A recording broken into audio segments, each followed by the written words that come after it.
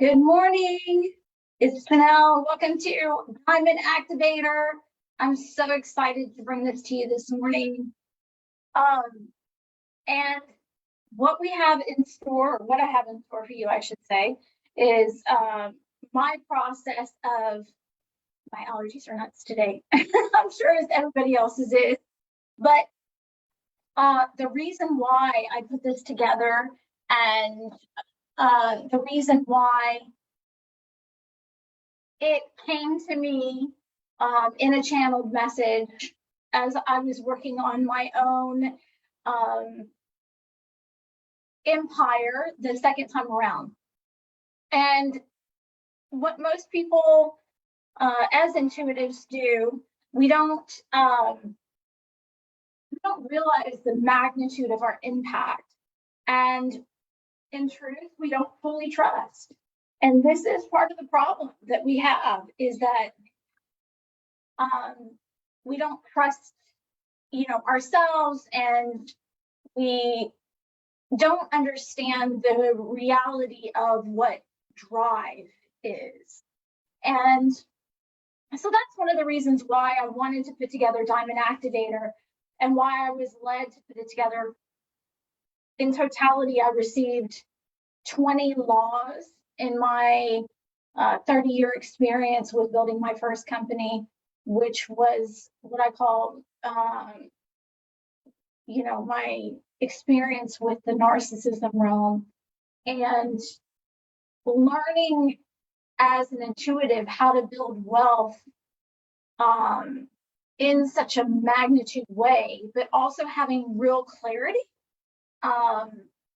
in the mental, logical, practical applications of how to do that step by step, not my way. So this is not me I'm not going to be teaching you my way. I am going to go through every single law here today. There are 20 in total, and I'm going to tell you how they apply to you. I don't like to withhold information that I receive. I believe that it is meant for everyone.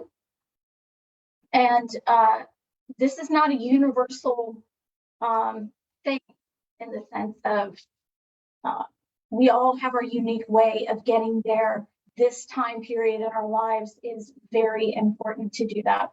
So let me know where you're coming from. Say hi, let me know you can hear me, and then we'll get started from there. I can see some people on. So anyway, coffee. So one of the things that for me early on in learning how to actually build wealth, not from a coaching standpoint, but in an actual retail company that I turned into 11 locations and over 6 commercial properties. And I started at 22. So with that being said, I'm going to go into the 20 laws with you, and pay attention to the feelings that you feel about this process. I'm going to go into the logical steps around it. Diamond Activator for me was an eye-opening experience when I actually broke down the steps that I took when I was 20 and broke them out and understood why I took a specific step and why I did it leaning into my ego. So hang on, we're going to get started. Let me know if you can hear me. Give me a thumbs up.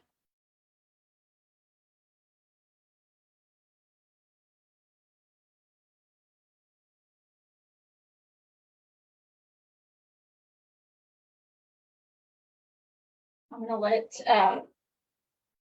some people jump on real quick. It is 10/10/2022 at 10 a.m., which means huge things in our evolution here on the planet. So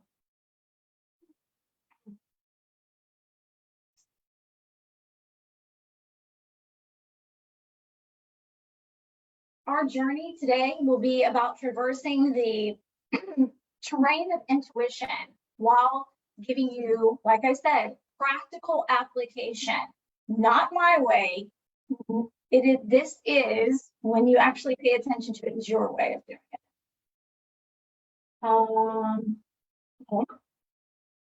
So the first law that I want to get to is the law of trust. And, you know, we all think that, sorry, I had something in my eye. We all think that we trust and we allow and we are confident in that trust. Hang on. But in reality, in my personal experience, and even with myself, there were places that I rubbed up against that I was not fully trusting. I wasn't trusting in my own guidance. I wasn't trusting in my own ability to discern and make decisions. And it was easy to do when it came to, you know, taking a big leap, you know, taking a big risk, I would say. But when it came to like the smaller things of, you know, is this going to work? Or, you know, do I need to pay attention more? Inner nudges come very softly. They do not hit you over the head. You do have an internal guidance system and a team that works with you. My whole thing in this world was that I had to learn how to trust the world. And that's where my trust and my intuition came in. I came in the opposite way. I didn't need to learn how to trust my intuition as far as my channel goes. I needed to learn how to trust my own ability to make decisions and to have faith and know that based on my personal experience and based on what I've actually done and accomplished in my life, there's no reason to question myself. At this point, I should have full faith in that.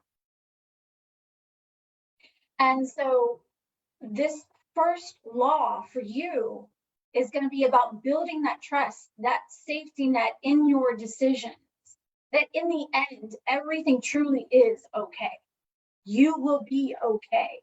You are guided. You are not alone. You have a whole intricate system that works with you and through you in every step of your life, from birth until the time you leave. So that's the first law.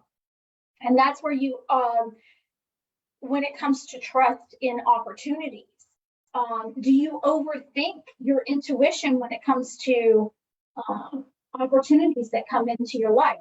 And the way that this shows up is if you were in that space of something comes to you, you go, oh my God, you know, I can't trust it. You're patrolling the borders going, what if this happens? What if that happens? All of the what ifs, those are the things that block those opportunities from coming to you. Because think about it. If you and your soul and your intuition brings you an opportunity, and every time you go into your mental space and question it and analyze it, and, you know, instead of seizing the moment, instead of running with it, then you limit that capacity, or you narrow the window for that to come in. So that's the first law, is the law of trust. The second one kind of goes with the first one because I just touched on this a little bit, but it is the law of action. And like I said, most people, especially intuitives, I can't tell you how many times I've heard, I'm waiting on divine timing, or, you know, it will flow to me. Or you do the opposite, which is push, push, push, push, push. And that also does not conduce of creating space for opportunities to come to you. So jumping and seizing opportunities without hesitation. You have the ability to shift your way through things, to shift your way from thinking through things into being about doing the things quickly, quickly, quickly, quickly. Because the truth is, it's like that law of carpe diem. You have to seize that moment when it comes up, or else the energy moves and it's done. When you understand this way of magnetizing opportunities and wealth, you quicken the pace at which things come to you, changing your frequency at a cellular level, moving fast on things that are aligned. And this is where I said, trusting your intuition. So if you're just catching up with me, I'm talking about the 20 laws of wealth and abundance and seizing opportunities. The third law that I'm going to get to is the law of openness and sight. We tend to only be able to see what's in our vicinity as people, and especially intuitives. We, even though we're open-hearted and all of these things, our ability to think outside the box, even in that, is limited. And when you are looking through, again, that narrow window of possibility, right? You cannot create the space for new opportunities to come in, to show up for you. And when the mind is free of limited thinking and visual impairment, it facilitates creative solutions. Now, this goes into belief systems. It goes into the narrative of you only know what's right in front of you because you can't see the quantum field of possibilities.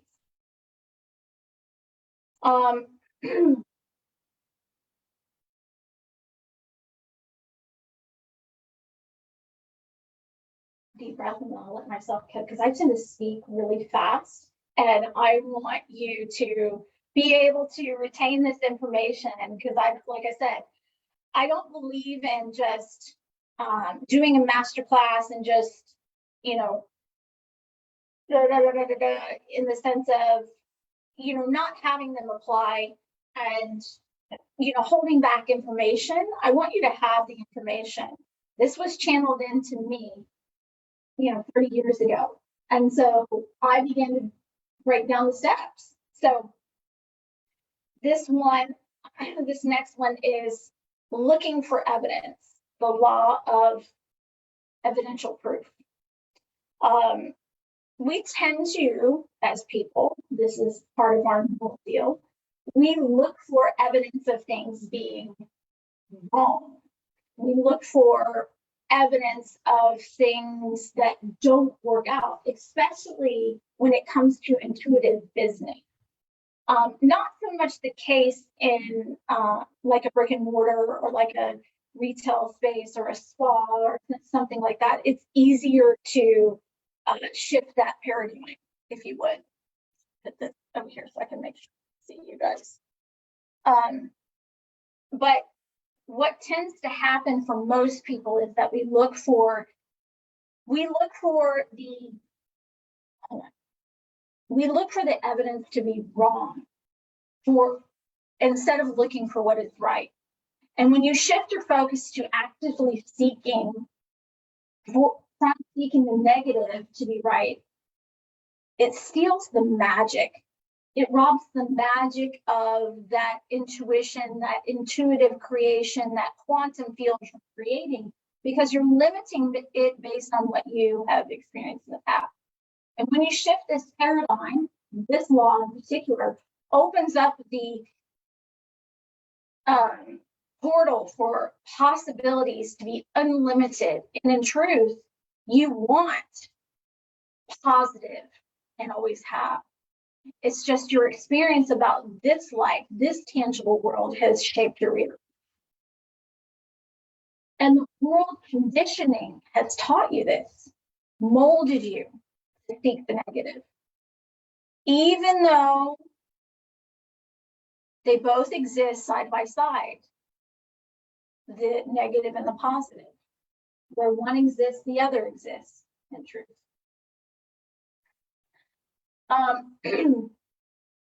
The other law is, hopefully y'all are catching up with me, that the law of magic, that things can show up like magic and honesty. They can show up out of thin air. And when you have trust in the power of the universe, it shows up in your life as literal magic, things out of thin air. That's why we addressed the first thing about trusting. Then we moved to the law of action. Then we move to the law of openness and sight. Do you see how this compounds into the other?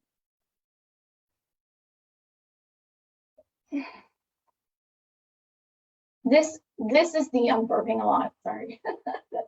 This is the universe's way of showing you how your soul gets to create the unexpected gifts to show up. It's actually you creating this openness for this to happen. Think about miracle stuff. This is where, like, oh my God, how did that happen? There is a way to move into that frequency. But if you're constantly in that push, in that drive, then this does not allow for the universe to come and give you a new experience. Gifts and money, upgrades, opportunities that make other people wonder what you're doing, and they're not. I know it sounds like modern day magic, but it really does exist, and it is a frequency in the quantum field. And it is something that I've experienced over the years in many different forms, in many different ways. So deep breath. As I go over, I think I'm up to, let's see, always check in with myself and make sure that I'm on. I have to have notes because, yeah. We are on 1, 2, 3, 4, 5, 6. Law number 7, playing pull out. Okay. Think about that statement for a minute. Playing pull out, for me, is a very different experience from other people. Your soul came in to explore the limits of what is possible. Then this is why it goes after the law of magic. Remember when you would daydream when you were a child and you would think about all the possibilities of all the things that you could be and experience in this world? And nothing was off limits? That fun, free, full-spirited expression of you is meant to play full out. Actually, the universe wants to show off through you. It really does. And it sounds funny when I say that, but this is the law of letting go of that thing that says, oh, I'm going to be too much, or people are going to judge me. The way that shows up is in those ways. The other ways that it shows up is, when you enter a room and you can feel that there's potentiality and magic about to happen.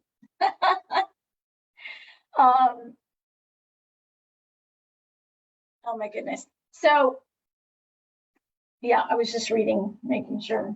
So this is that place of creative, fun, free, lighthearted, effervescent. Think about all of the creative things, right? And sometimes when wealth and opportunities are limited in our world, what happens is we tend to constrict and we restrict our energy, and this is what leads to wealth and opportunities not coming to you, because you're not being fully expressed, because you're not trusting. You're not trusting in yourself and your own personal decision. So moving on to the next one. My God, I'm so excited for you because this is epic stuff. Is taking chances, risk. Now, this one came to me in the very, very beginning. This is that point at which I was jumping off the ledge and trusting my intuition. This is how this showed up. And the first company that I was, opening up, the first location, I had a 9-month-old. I had a great paying job. And I literally sold everything and rented out my house and moved above the business and still kept my job for a little bit until, the store got built out and those kind of things, but I was doing it after hours. And so that taking the leap, right, of getting the physical location to, for example, this might show up for you in the sense of you felt like you were supposed to do something, you heard it, and you had apprehension around it. That is how this shows up. Apprehension around taking the chance, taking the risk. And those big moments where we're called to step out of our comfort zone is what creates more of that quantum field to open up for you in the sense of wealth and opportunities. So you have been taught your whole life to be cautious and not take risks. We all know that it's true. Even though we're intuitive, we know this to be true. It's our fallback. But this is an old paradigm that's falling away. And that's why right now it's imperative for us to do this as individual souls. And the powerfulness of your soul knows that risk sets you free. Listen to this carefully. Sets you free from limiting thinking and creates potentiality. Yeah, I'm gonna let that sit in for a minute because that's, amazing. I can feel that. No limits. So the law of no limits. So don't put limits on what you're capable of, what is possible. If you had no limits on money or opportunities, you were never meant to have those. You were never meant to, think about this for a second. You were never meant to, this is what was channeled to me. You were never meant to have limits in those areas. And here's the difference in creating wealth alongside of a narcissist for 30 years and being extremely connected as in a channel and an oracle and all of those things. It did not disconnect me from my connection, right?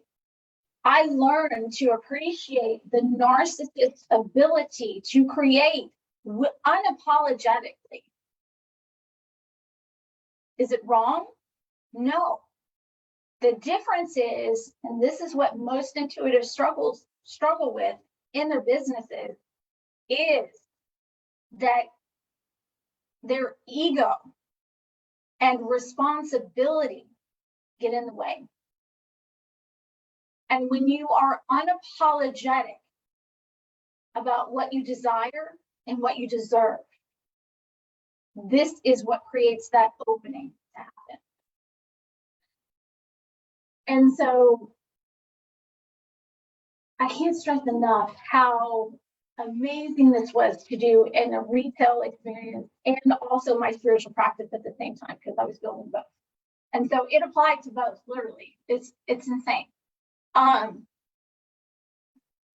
next one is this, the bigger picture, the law of the picture. And we, as intuitives, the big picture may be out there, but we may think about it occasionally,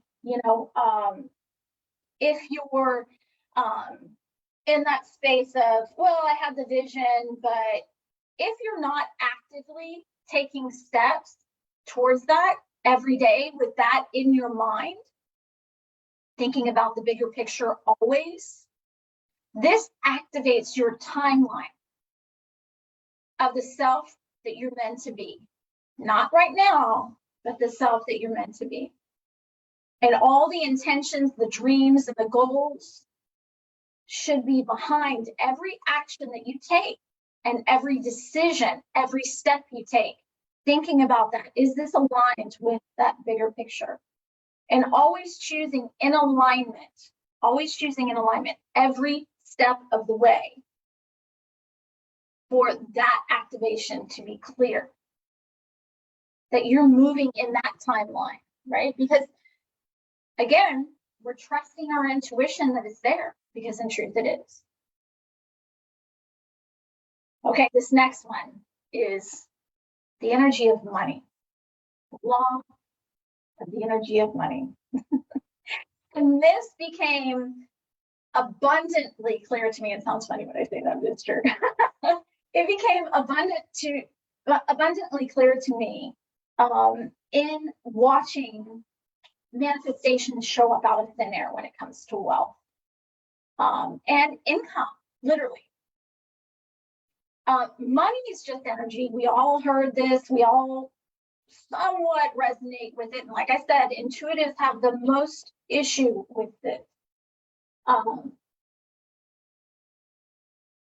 And money moves from one place to another. It's not attached to you. It doesn't. The only reason why it has anything to do with you is if you're limiting your experience with it, and then it becomes like, yeah. It's not fixed. It's not based on any one thing. The vibration of money is not built on worthiness of your own energy. It is a magic frequency. Now, yes, we need to work on worthiness, to work on, understanding that place that we serve in the world and feeling that. But in reality, money is not attached to your worthiness. It has nothing to do with that. It's just energy that moves from one place to another. It moves from one bank account to the other bank account. It moves from, if you're working for a corporation, it moves from them to your account. If you are working with clients, it moves from their account to your account. It's basic.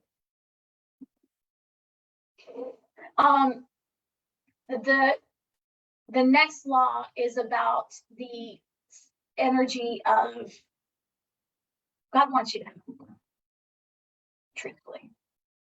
We decided to come into this life to activate that potential and step into that space of wanting to do more, having the experience of more, unapologetically. And this is why I use the narcissist as the example of that, because so many times with intuitives, literally money can show up out of thin air. I've watched it happen over and over and over and over again. And what we do as intuitives, even though we're intuitive, right? That's our core. We're empathic. We get overly attached to the responsibility, and we forget that it's meant to be free and fun. And God wants you to have that experience. Your team of angels and guides and your soul group want you to have that experience. So why not move into it? The next law is about being generous with your money and your time. Now, this is a tricky one because most intuitives are overly generous, in my opinion. But when I say this, you're meant to be serving from the overflow, not from depletion. So think about that carefully. That means that, in logical terms, how this shows up is you're overgiving of your time to your friends. You may be answering their questions intuitively. You may be giving them too much of your time when you could be applying that time to other things. The other way that this shows up is if in money, that you're not generous with yourself and money. You don't give to yourself first. And when I say giving from the overflow, that's what I really mean.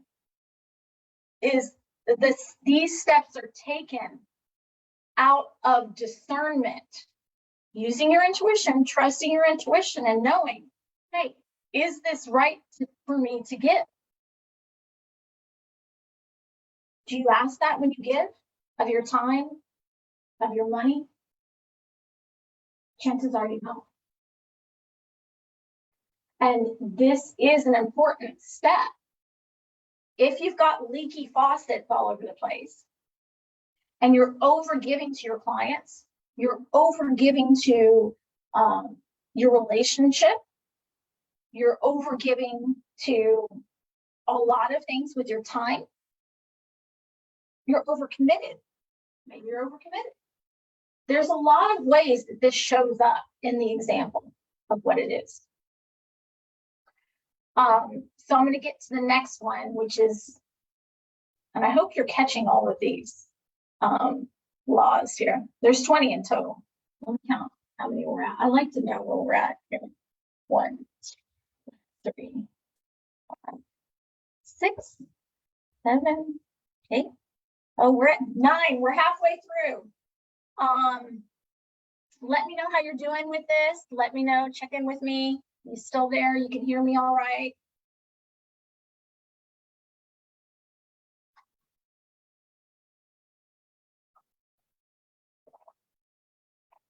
Drink my coffee.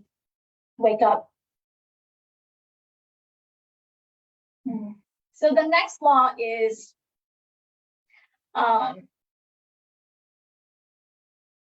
it goes with this previous one that I just talked about, which was being there for people. That yes, once you receive from that overflow place and you discern whether things are right for you to give of your time and your money, it's not all about you in the end. We do have to give back, but we have to give back from that place. Remember that bigger picture that's aligned for you. And when you understand the depth of service, not from ego, but from the place of true alignment, that is where you're supposed to give from the place of overflow, not of obligation, not of because it's what you know.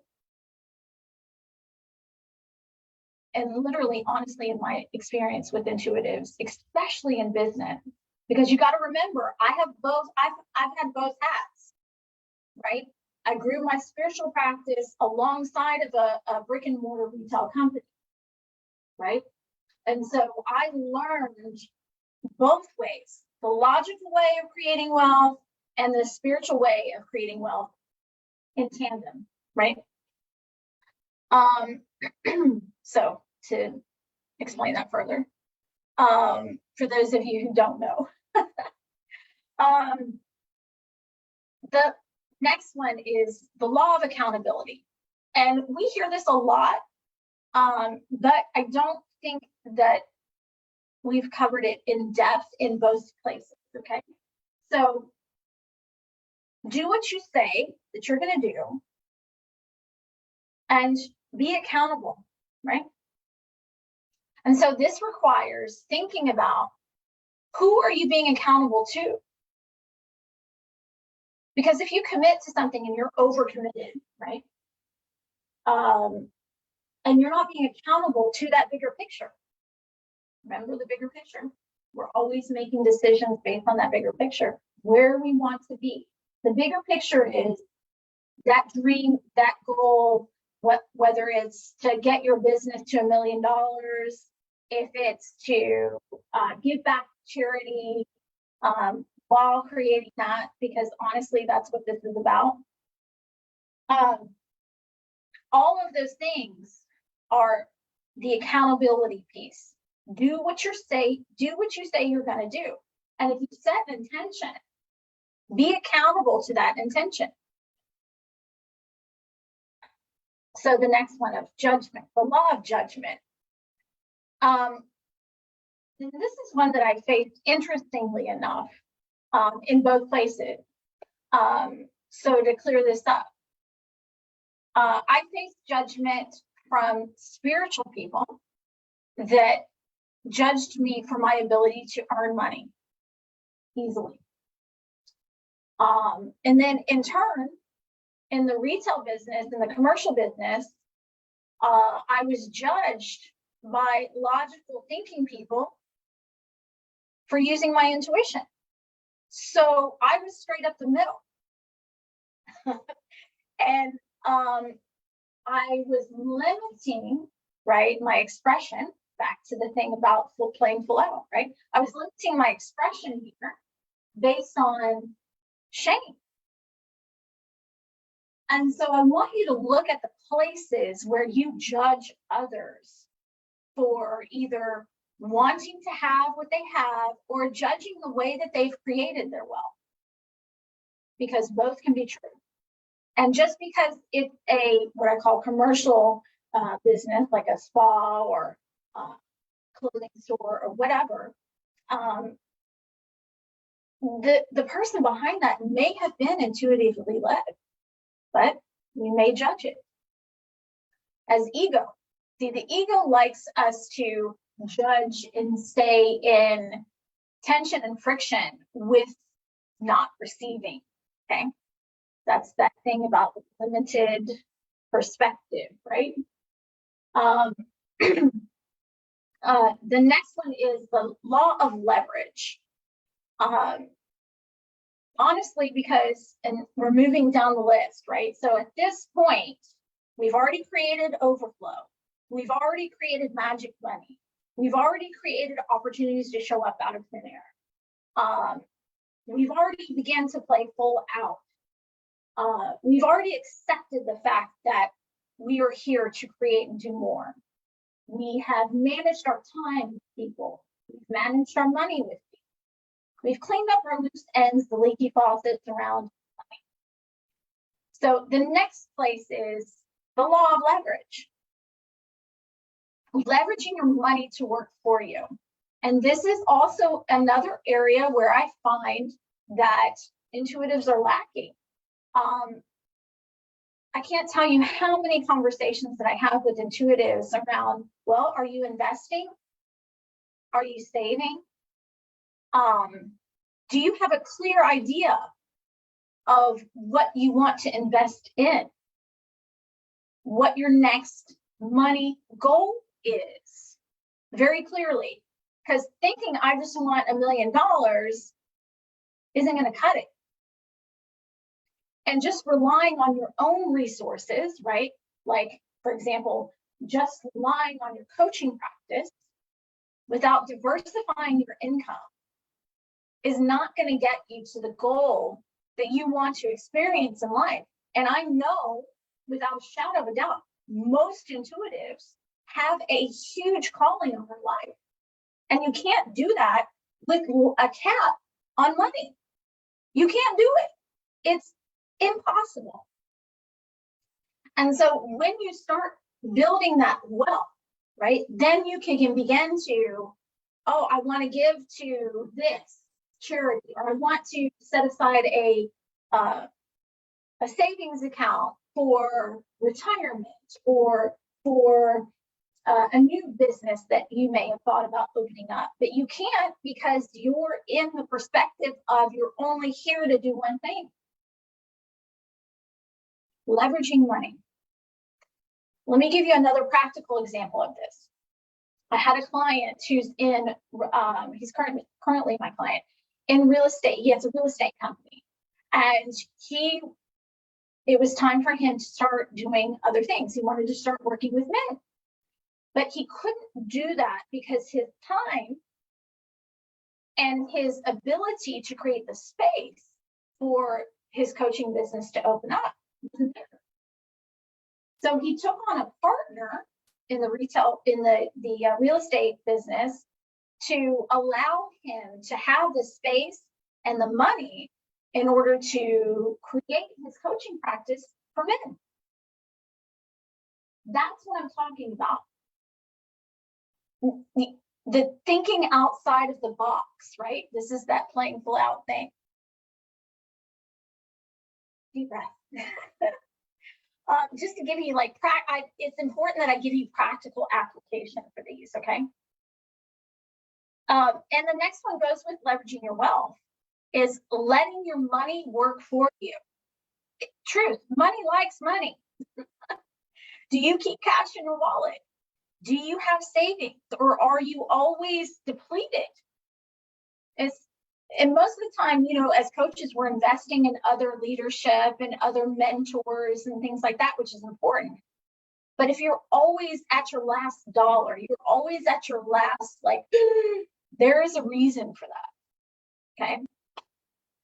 Letting your money work for you. The next law, and it goes with leverage. Knowing that your money can work for you and build upon itself, because most intuitives don't know that. And that's why, you know, I learned that practically in my retail commercial business. So letting your money work for you. That's the next law. The next one is invest and spend like you have unlimited funds. So if you've done all of these laws up until this point, there should be no question. Should be no question that you should invest and spend, trusting in your own intuition and discernment about making right choices for yourself. The next one is being proud but humble and owning your powerful soul. This is that thing where most intuitives hold back.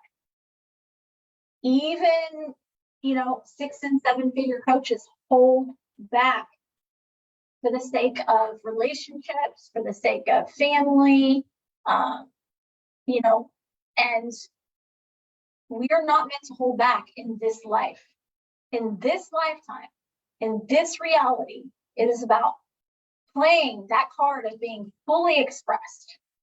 Okay? Deep breath.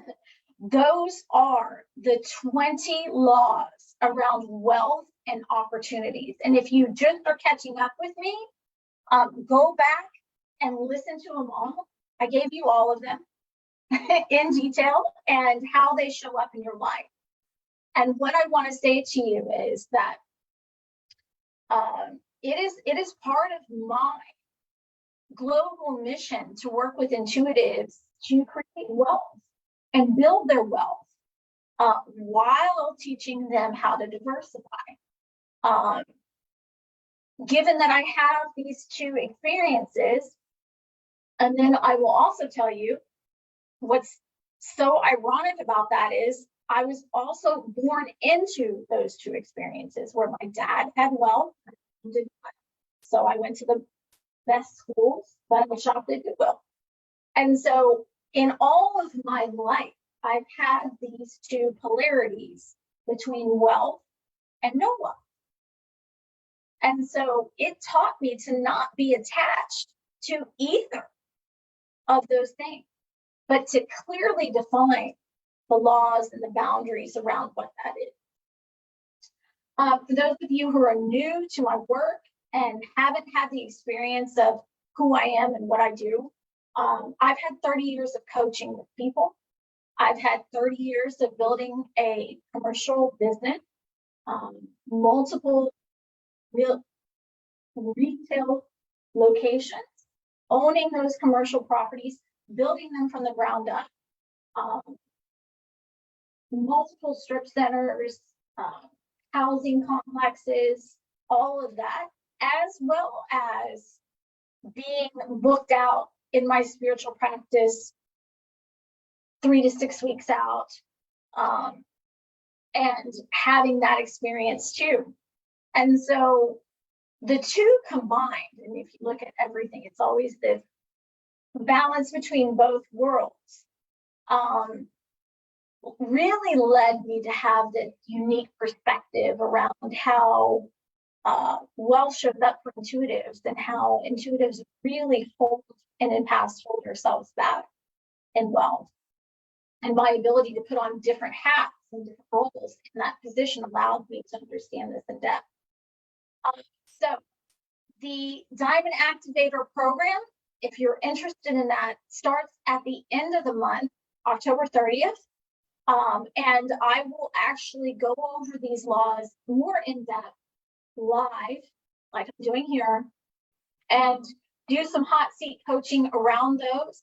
We will spend 28 days in Diamond Activator together live, and it's epic. Some of the things that have shown up for them have been $3,000 out of thin air, 20